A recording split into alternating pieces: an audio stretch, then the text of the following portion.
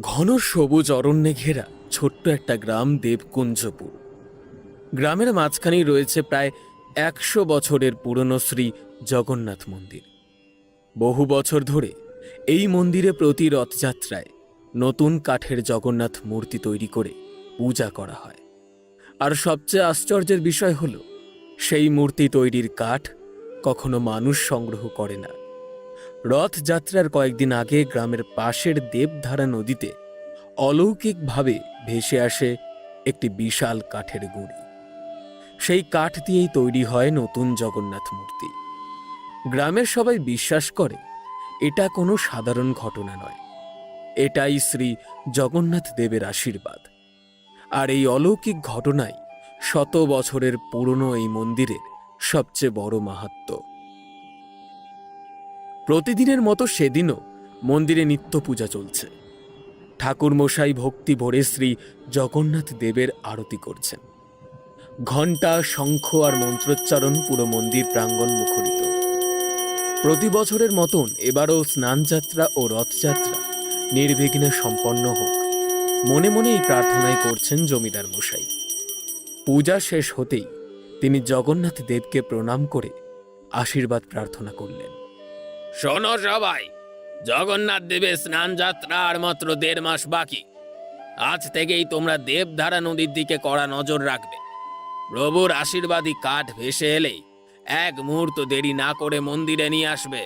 যথা আজ্ঞা জমিদার মশাই। আর হ্যাঁ, মনে রেখো, ওই কাঠ কোনো সাধারণ কাঠ নয়। ওই কাঠের ওপরেই আমাদের এই গ্রামের সবচেয়ে বড় উৎসবের সমস্ত আয়োজন নির্ভর করছে। তাই কোনো রকম অসাবধানতা যেন না হয়। আপনি নিশ্চিন্ত থাকুন জমিদার মশাই। কাঠ ভেসে আসা মাত্রই আপনার মন্দিরে পৌঁছে দেব আমরা। হ্যাঁ। জগন্নাথ দেবের কৃপায় যেন সবকিছু প্রতি বছরের মতোই ভালোভাবে সম্পন্ন হয়। অন্যদিকে দেবকুঞ্জপুর থেকে 3 গ্রাম আগে রূপনগর গ্রামে বাস করত এক গরিব চাষি গদাধর আর তার স্ত্রী কমলা। অভাব ছিল তাদের নিত্যসঙ্গী, কিন্তু তবুও জগন্নাথ দেবের সেবায় তারা কখনো কোনো ত্রুটি রাখেনি। জগন্নাথ দেবের আশীর্বাদে কমলা এখন 8 মাসের অন্তঃসত্ত্বা। কি গো, তোমার রান্না হয়ে গেছে? না গো, আজ আর রান্না করব না। বাড়িতে যা চাল ডাল বেঁচেছিল সেটা দিয়েই জগন্নাথ দেবের জন্য খিচুড়ি ভোগ রেঁধে নিলাম। সে কি, তাহলে তুমি কি খাবে? আমি আবার কি খাবো? প্রভুর ভোগই তো আমার প্রসাদ, ওটাই না হয় দুজনে ভাগ করে খেয়ে নেব। কিন্তু আমি একটা জিনিস নিয়ে বড় চিন্তায় আছি। কি গো?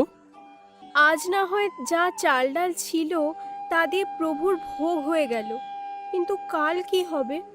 কাল কি প্রভু অভুক্ত থাকবেন? না না, কাল একটা কিছু ব্যবস্থা করবই, তুমি চিন্তা করো না। মোড়ল মশাইয়ের সাথে কথা হয়েছে, উনি একটা কাজের ব্যবস্থা করে দিয়েছেন। কাল থেকে সেখানেই যাব। আমার এখন শুধু তোমাকে নিয়েই চিন্তা হচ্ছে। এই সময় তোমার ওই যে একটু ভালো মন্দ খাওয়া দরকার। আমাকে নিয়ে চিন্তা করো না গো, জগন্নাথ দেব এখনো অবধি আমাদের অভুক্ত রাখেননি। তিনি নিশ্চয়ই আমাদের সব বিপদ থেকে রক্ষা করবেন। না না, কাল সকাল সকাল কাজে যাব। আর তাছাড়াও কমলাকে তো বদ্যিমশাইয়ের কাছে নিয়ে যেতে হবে। পরদিন ভোর হতেই গদাধর মোড়ল মশাইয়ের দেওয়া কাজে বেরিয়ে পড়ল। সারাদিন কঠোর পরিশ্রমের পর হাতে পেল সামান্য কিছু মজুরি। টাকাটা খুব বেশি না হলেও অনেক দিন পর নিজের উপার্জন হাতে পেয়ে তার মুখে ফুটে উঠল এক চিলতে হাসি। আজ যা টাকা পেলাম তাতে অন্তত চাল ডাল আর একটু সবজি তো কিনতেই পারবো। আর কমলার জন্য 2টো পাকা কলাও নিয়ে যাব। বেচারির এখন ভালো করে খাওয়া তো দরকার। ওটা ওটা আবার কি? এত বড় কাঠের গুঁড়ি এখানে এলো কোথা থেকে? কৌতূহল বশত গদাধর ধীরে ধীরে নদীর কাছে এগিয়ে এলো। যতই কাছে গেল ততই অবাক হতে লাগলো। এমন বিশাল মজবুত কাঠ সে আগে কখনো দেখেনি। বদ্যিমশাই বলেছিলেন কমলার সন্তান হবার সময় ওকে ওই দেবকুঞ্জপুরের হাসপাতালেই নিয়ে যেতে হবে, কিন্তু রূপনগর থেকে এতটা পথ ওর এই অবস্থায় হেঁটে নিয়ে যাওয়া অসম্ভব। গাড়ি ভাড়া করার মতো টাকাও তো আমার কাছে নেই। যদি যদি কাঠ দিয়ে একটা ছোট্ট গাড়ি বানাতে পারি, তাহলে কমলাকে নিরাপদে হাসপাতালে নিয়ে যেতে পারবো। আহ, ও হে জগন্নাথ, একটু শক্তি দাও। হে হে, কি করে সম্ভব? এত বড় কাঠ অথচ এত হালকা। গদাধর নিজের চোখেই যেন বিশ্বাস করতে পারছিল না। যে কাঠ 10 জন মানুষ মিলে তুলতে পারবে না বলে মনে হচ্ছিল, সেটা সে একাই অনায়াসে নদী থেকে তুলে ফেলল।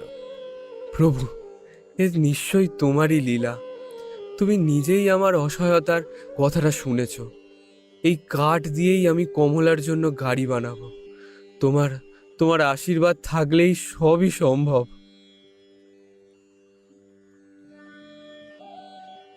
এভাবেই দেখতে দেখতে কেটে গেল প্রায় 1 মাস। স্নান যাত্রা আর মাত্র 15 দিন বাকি। কিন্তু এবার দেবধারা নদীতে এখনো পর্যন্ত সেই অলৌকিক কাঠের গুঁড়ি ভেসে আসেনি।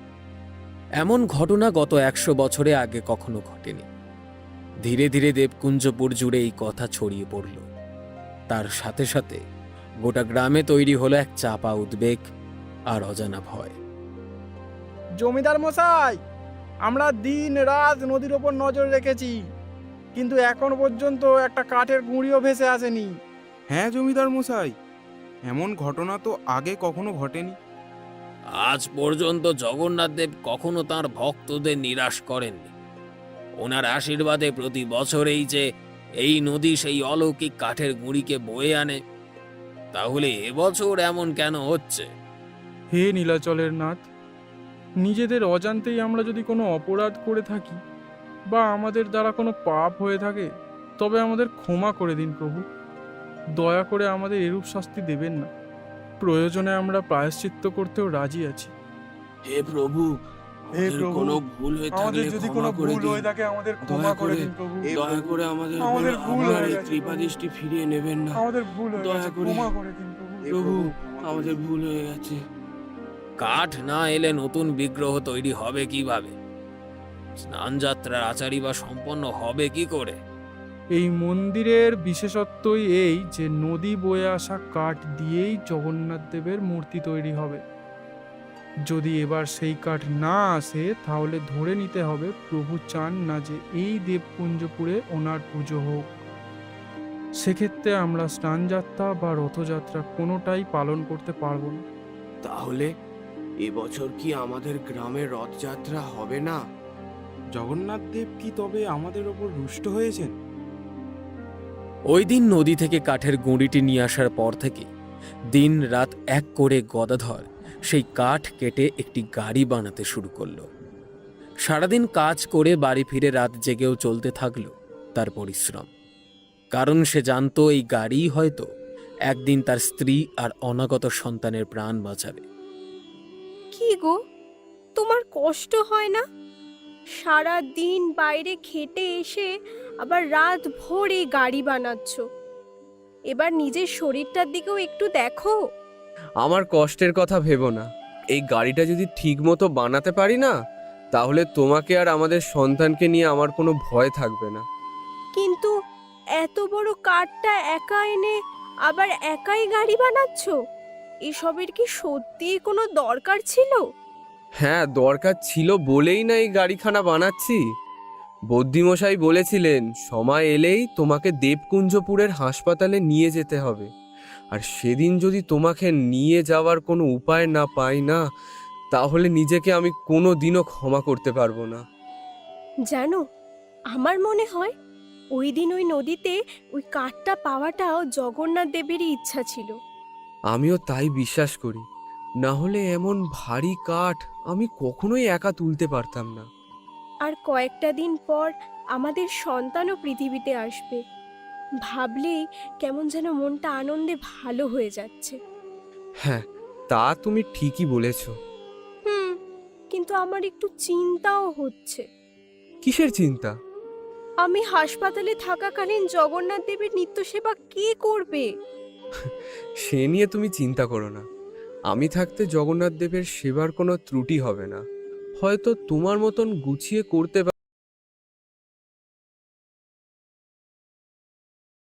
পারবো না, কিন্তু তবুও প্রভুর নিত্য সেবা পাবেন।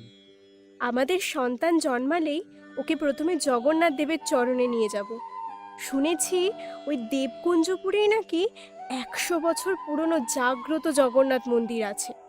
হ্যাঁ, আমিও শুনেছি, কিন্তু কখনো মন্দিরের দর্শন করার সৌভাগ্য আমার হয়নি। কিন্তু এবার যখন প্রভুর আশীর্বাদে হাসপাতালটা ওই গ্রামেই, তখন প্রভুর দর্শন করে তবেই ফিরব। আর তাছাড়াও সামনেই যে স্নানযাত্রা আসছে। সেদিন রাতে দুশ্চিন্তায় জমিদার মশাইয়ের ঠিকমতো ঘুম আসছিল না। একদিকে স্নানযাত্রা এগিয়ে আসছে, আর অন্যদিকে এখনো পর্যন্ত সেই কাঠের কোনো সন্ধান পাওয়া যায়নি। এইসব নানান চিন্তা করতে করতেই তিনি গভীর নিদ্রায় আচ্ছন্ন হয়ে পড়লেন।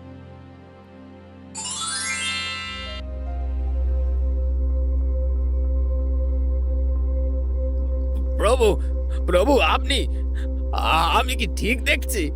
আমি সত্যি আপনার দর্শন পেলাম প্রভু। প্রভু, আপনার দর্শন পেয়ে আমি ধন্য। তবে আপনার কাছে এমন একটি প্রশ্ন আছে। জানি, আমি সবটাই জানি। তুমি উদ্বিগ্ন হয়েও না। সেই বিষয়ে এক বার্তা দিতেই আজ আমার এই আগমন। কি বার্তা প্রভু? যে কাঠের জন্য তোমরা প্রতীক্ষা করছো, সেই কাঠ আজ আমার মূর্তি নির্মাণের চেয়েও অধিক গুরুত্বপূর্ণ এক কর্মে নিয়োজিত হয়েছে।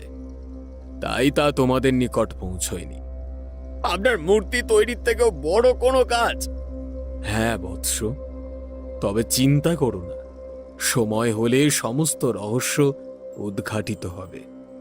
প্রভু, তাহলে কি এবার এই দেবকুঞ্জপুরে আপনার স্নানযাত্রা হবে না? হবে, নিশ্চয়ই হবে। প্রতিবারের ন্যায় এবারও একইভাবে স্নানযাত্রার আয়োজন করো। আমি নির্ধারিত সময়ে আমার মন্দিরে ঠিকই উপস্থিত হব। তবে মনে রেখো, এবার আমি ভিন্ন রূপে আসব। সেই রূপ চিনে নেওয়ার দায়িত্ব তোমাদের। প্রভু, আপনার আদেশ আমাদের কাছে শিরোধার্য। প্রভু, আপনি যখন নিজে আশ্বাস দিয়েছেন, তাহলে আর কোনো ভয় নেই। নিশ্চয়ই এর পিছনে আপনারই কোনো অলৌকিক লীলা লুকিয়ে আছে।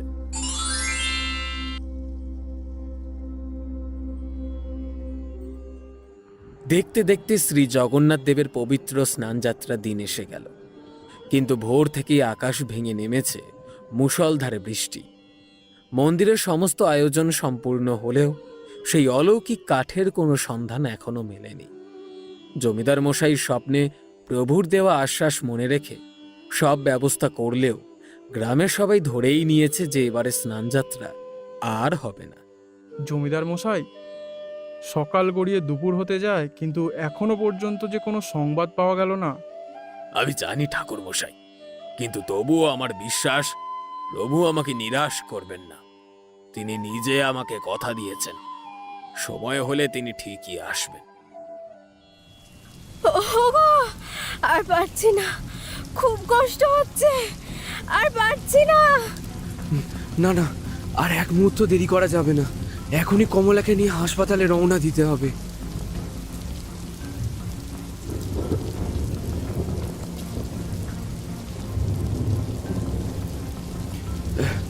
হে প্রভু, তুমি আমাকে পথ দেখিও। কমলা আর আমাদের সন্তানকে রক্ষা করো।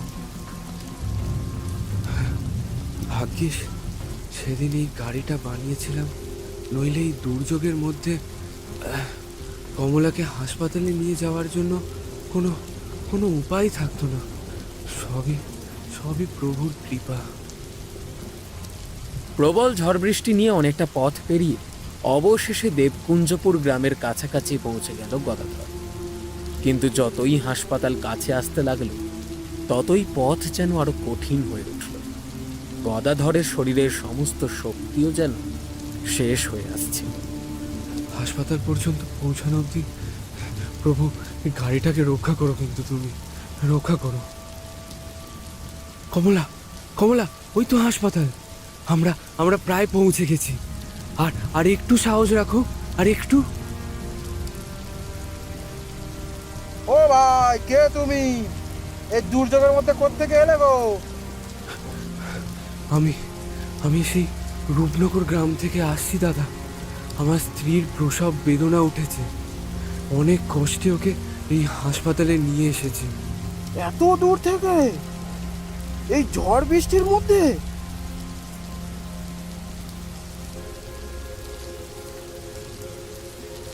কি হচ্ছে নাকি এখানে এত গোল কিসের? জমিদার মশাই, এই লোকটি রূপনগর থেকে এসেছে। তার স্ত্রীর প্রসব বেদনা উঠেছে জমিদার মশাই। এই ভয়ঙ্কর ঝড় বৃষ্টির মধ্যে নিজেদের হাতে বানানো কাঠের গাড়িতে করে তাকে হাসপাতালে নিয়ে এসেছে। কিন্তু হাসপাতালে পৌঁছানোর মুখেই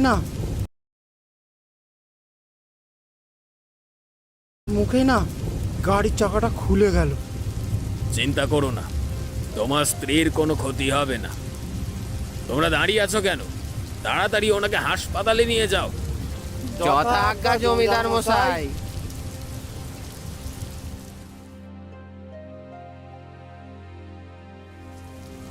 ভয় পেও না, আমাদের গ্রামের হাসপাতালে খুব ভালো চিকিৎসা হয়। তোমার স্ত্রী নিশ্চয়ই সুস্থ হয়ে উঠবে। আপনার এই উপকার আমি কোনোদিনও ভুলবো না জমিদার মশাই, কোনোদিনও ভুলবো না।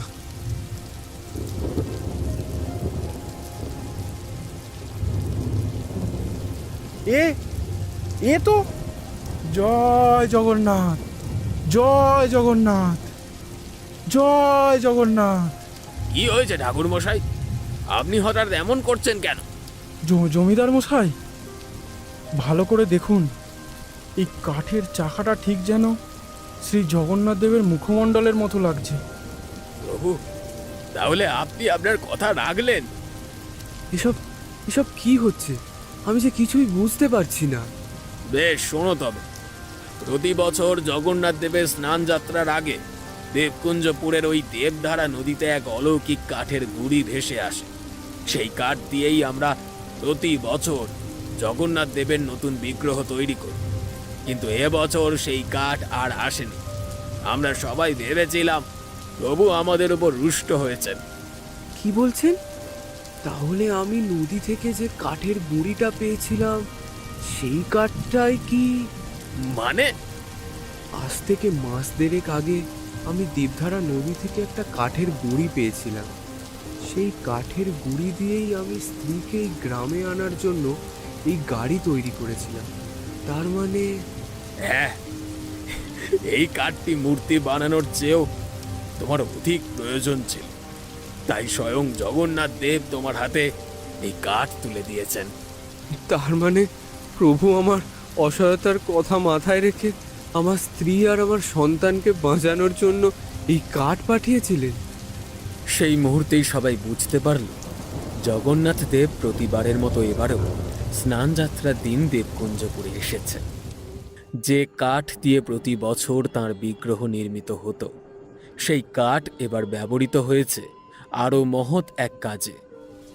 এক অসহায় মা ও তার অনাগত সন্তানের জীবন রক্ষার জন্য। আর সেই কারণেই এবার প্রভু তাঁর ভক্তদের মাঝে এসেছেন সম্পূর্ণ ভিন্ন রূপে। আর এই বছর সেই চাকাকে দিয়েই প্রভুর স্নানযাত্রা সম্পন্ন হলো।